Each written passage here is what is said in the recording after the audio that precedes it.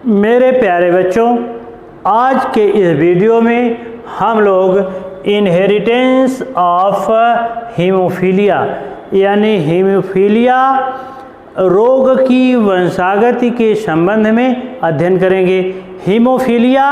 एक recessive x linked disease है, यानी हीमोफीलिया एक अप्रबल यक्ष संलग्न रोग है। समाज में बहुत से ऐसे व्यक्ति होते हैं जिनमें चोट लगने के बाद उनका रुधिर जल्दी नहीं जमता है और ऐसे व्यक्ति हीमोफिलिक कहलाते हैं। सामान्यतः चोट लगने के बाद एक सामान्य स्वस्थ वयस्क मनुष्य का ब्लड 5 से 6 मिनट में जम जाना चाहिए, परंतु जो लोग शराबी होते हैं उनका ब्लड जल्दी नहीं जमता है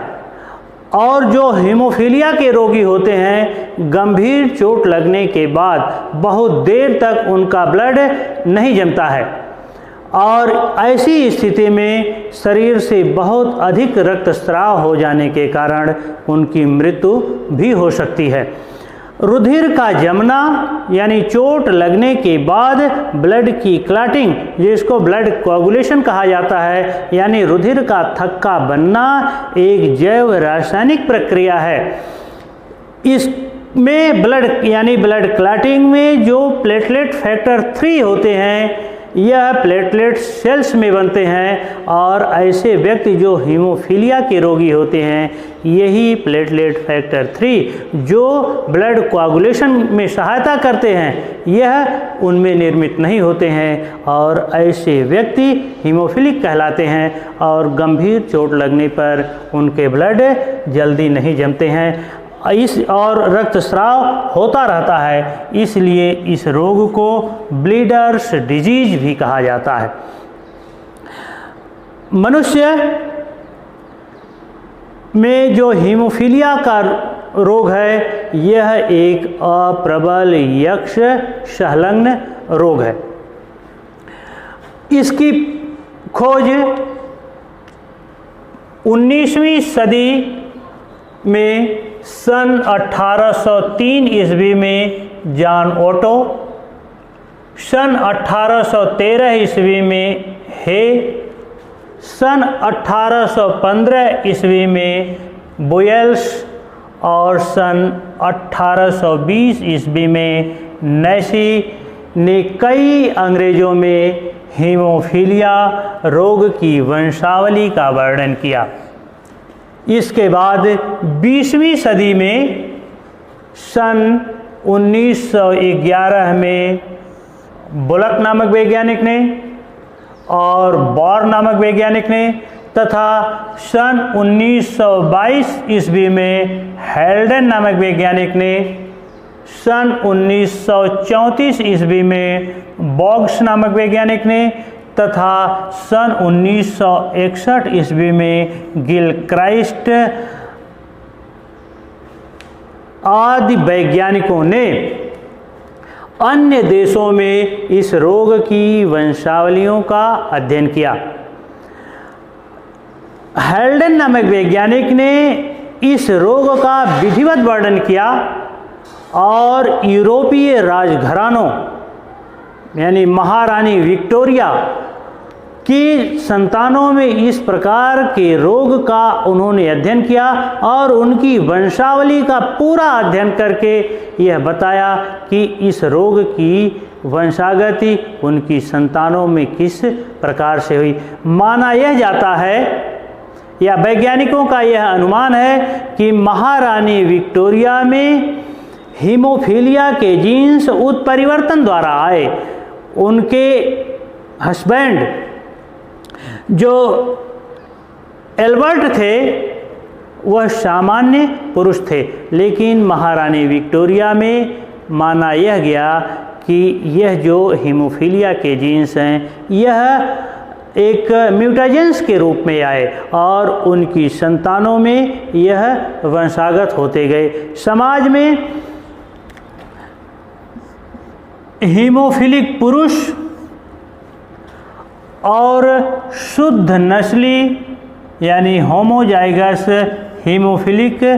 स्त्रियां जल्दी नहीं मिलती हैं। संतान उत्पन्न करने से पहले या अपनी अल्पायु में ही इनकी मृत्यु हो जाती है। लेकिन यह रोग ऐसी स्त्रियों से जो हीमोफीलिया की वाहक होती हैं उनसे यह समाज के कुछ स्त्री और पुरुषों में वंशागत होता जाता है। आइए इस वीडियो में हम लोग यह अध्ययन करें कि हीमोफीलिया रोग की वंशागति समाज में किस तरह से होती है और कैसे समाज में हीमोफीलिया के रोग के रोगी पाए जाते हैं। माना जाए कि एक ऐसे दंपति हैं जिसमें स्त्री सामान्य है लेकिन पुरुष हीमोफीलिया का रोगी है, तो उसकी संतान में इस रोग की वंशागति किस प्रकार से होगी, इसका अध्ययन करने के लिए पुनेट के चौखाने की विधि का सहारा लिया जाता है। तो इस पुनेट के चौखाने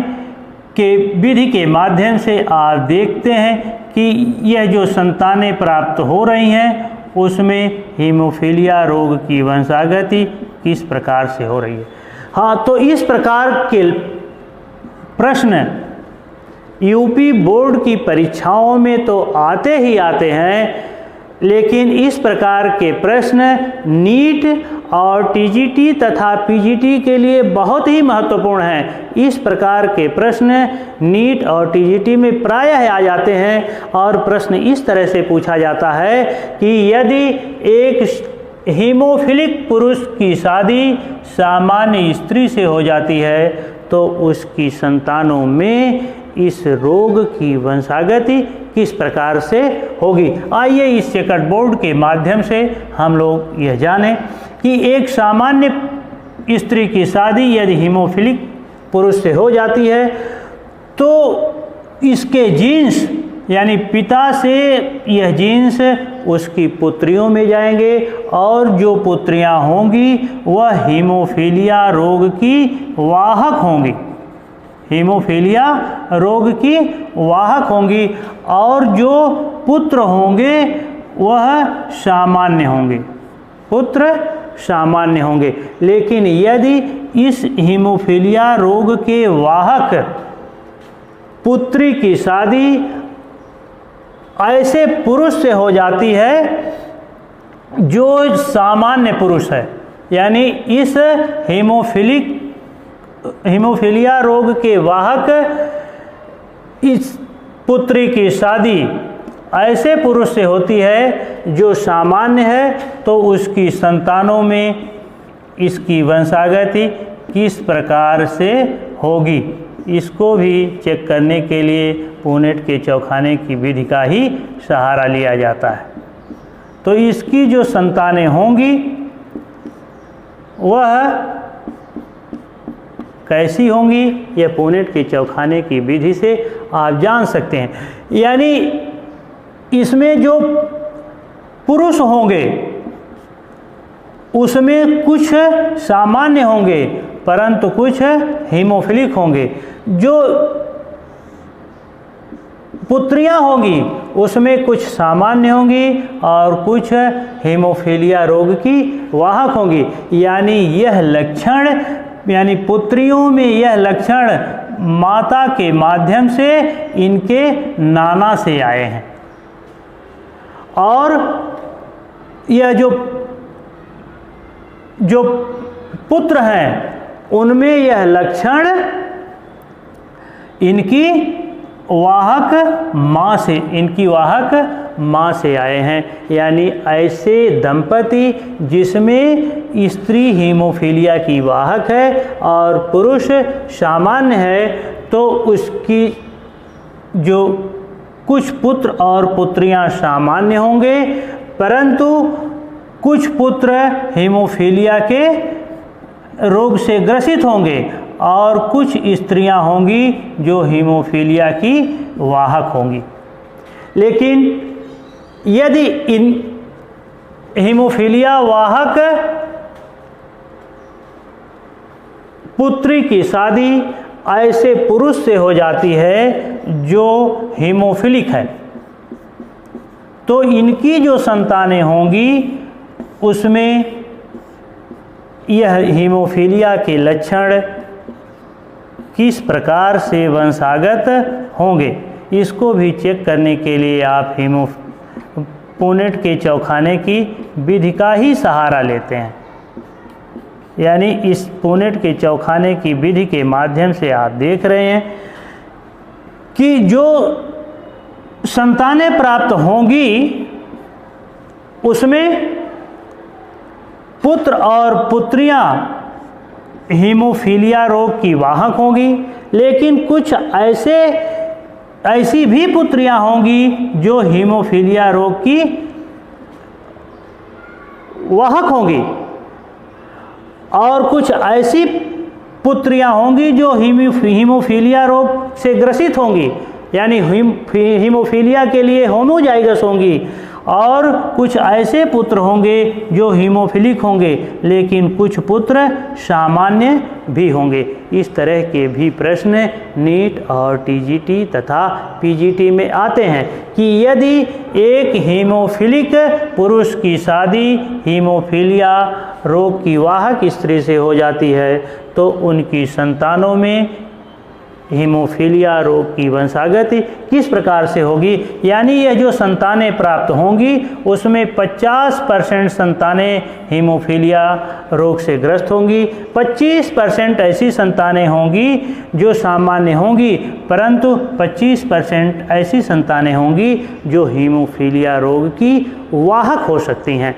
अब एक और भी संभावना है, यदि एक ऐसा दंपति हो जिसमें स्त्री हीमोफीलिया रोग के लिए होमोजाइगस हो और पुरुष हीमोफिलिक हो, यानी दोनों ही हीमोफिलिक हों, या इस तरह से आप कह सकते हैं कि यदि पुरुष और स्त्री दोनों ही हीमोफिलिक हों तो उसकी जितनी भी संतानें होंगी सभी हीमोफीलिया रोग से ग्रस्त होंगी, यानी 100% संतानें हीमोफीलिया रोग से ग्रस्त होंगी। इस तरह के स्त्री और पुरुष समाज में नहीं पाए जाते हैं, अल्पायु में ही उनकी मृत्यु हो जाती है। संतान उत्पन्न करने से पहले ही होमोजाइगस स्त्रियों और हीमोफिलिक पुत्रों की, यानी हीमोफिलिक पुरुष और हीमोफीलिया रोग के लिए होमोजाइगस स्त्रियों की शादी होने पर सभी संतानें हीमोफिलिक होंगी, और हीमोफिलिक संतानें यानी होमोजाइगस फीमेल हीमोफिलिक और मेल हीमोफिलिक यह समाज में प्रायः नहीं मिलते हैं। होमोजाइगस स्त्रियां मिलती ही नहीं, क्योंकि उनमें संतान उत्पन्न करने के पहले ही उनकी मृत्यु हो जाती है। एक और भी संभावना बनती है कि यदि हीमोफिलिक स्त्री की शादी किसी सामान्य पुरुष से हो जाए तो उसकी जो संतानें होंगी उसमें इस रोग की वंशागति किस प्रकार से होगी। इस पुनेट के चौखाने के माध्यम से आप देखेंगे कि जितनी भी संतानें होंगी उसमें पुरुष, यानी उसमें पुत्र, सभी पुत्र हीमोफीलिया से ग्रस्त होंगे, और जो पुत्रियां होंगी वह हीमोफीलिया रोग की वाहक होंगी। तो यह हमने आपको 5 संभावनाएं बताया कि यदि एक सामान्य पुरुष की शादी हीमोफीलिया रोग के वाहक स्त्री से हो जाती है तो उसकी जो संतानें होंगी उसमें कुछ पुत्र सामान्य होंगे परंतु कुछ हीमोफिलिक होंगे, पुत्रियों में कुछ सामान्य होंगी लेकिन कुछ हीमोफीलिया की वाहक होंगी। यदि एक सामान्य स्त्री की शादी हीमोफिलिक पुरुष से हो जाती है तो जो पुत्र होंगे वह सभी सामान्य होंगे लेकिन जो पुत्रियां होंगी वह सभी हीमोफीलिया रोग की वाहक होंगी। यदि एक सामान्य पुरुष की शादी हीमोफिलिक स्त्री से हो जाती है तो उसकी जितनी भी संतानें होंगी उसमें से सभी पुत्रियां हीमोफीलिया की वाहक होंगी। कुछ पुत्र हीमोफिलिक होंगे परंतु कुछ पुत्र सामान्य होंगे। एक और भी संभावना, यदि स्त्री और पुरुष यानी एक ऐसा दंपति जिसमें स्त्री और पुरुष दोनों ही हीमोफिलिक हैं तो उसकी जितनी भी संतानें होंगी सभी हीमोफिलिक होंगी। एक संभावना यह भी बनती है कि यदि हीमोफीलिया रोग की वाहक स्त्री की शादी हीमोफिलिक पुरुष से हो जाती है तो उसकी जो संतानें होंगी उसमें कुछ पुत्र तो सामान्य होंगे लेकिन कुछ पुत्र हीमोफिलिक होंगे और जितनी पुत्रियां होंगी उसमें से कुछ पुत्रियां हीमोफीलिया रोग से ग्रस्त होंगी यानी हीमोफिलिक होंगी, होमोजाइगस होंगी हीमोफिलिक के लिए, लेकिन कुछ पुत्रियां हीमोफीलिया की वाहक होंगी। और हमने अभी आपको बताया है कि हीमोफिलिक पुरुष और हीमोफीलिया रोग के लिए होमोजाइगस स्त्रियां समाज में नहीं पाई जाती हैं, उनकी मृत्यु होती जाती है, परंतु हीमोफीलिया रोग की वाहक स्त्रियां ही समाज में पाई जाती हैं और यह वाहक स्त्रियां विभिन्न पीढ़ियों में अपनी अगली पीढ़ियों में इस रोग का संचरण करती जाती हैं।